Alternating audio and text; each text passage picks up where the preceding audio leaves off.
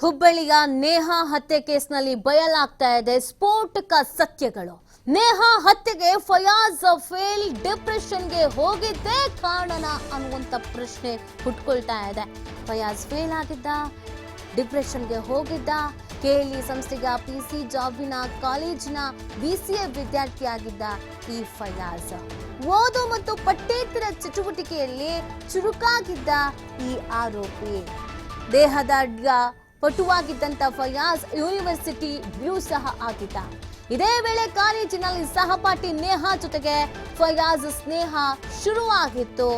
ನೇಹಾ ಜೊತೆಗಿನ ಸ್ನೇಹದಲ್ಲಿ ಸಂಪೂರ್ಣವಾಗಿ ಓದು ಮರೆತು ಬಿಟ್ಟಿದ್ದ ಈ ಫಯಾಜ್. ಆದ್ರಿಂದಲೇ ಬಿಸಿಎ ಕೊನೆಯ ವರ್ಷದಲ್ಲಿ ಒಂದು ವಿಷಯದಲ್ಲಿ ಫೇಲ್ ಆಗಿದ್ದ. ಆದ್ರೆ ನೇಹಾ ಪಾಸ್ ಆಗಿ ಹೋಗಿದ್ದ ವೇಳೆ ಇಬ್ಬರ ಸ್ನೇಹದಲ್ಲಿ ಬಿರುಕು ಮೂಡಿತ್ತು. ನೇಹಾ ದೂರವಾಗ್ತಿದ್ರಿಂದ ತೀವ್ರವಾಗಿ ಮಾನಸಿಕವಾಗಿದ್ದ ಆರೋಪಿ ದೇಹದಾಢ್ಯವು ಬಿಟ್ಟು ನೇಹಾ ಮೇಲೆ ದ್ವೇಷವನ್ನ ಬೆಳೆಸಿಕೊಂಡು ಕೊನೆಗೆ ಕೊಲೆಯನ್ನ ಮಾಡಲಾಗಿದೆ ಅಂತ ಹೇಳಲಾಗ್ತಿದೆ.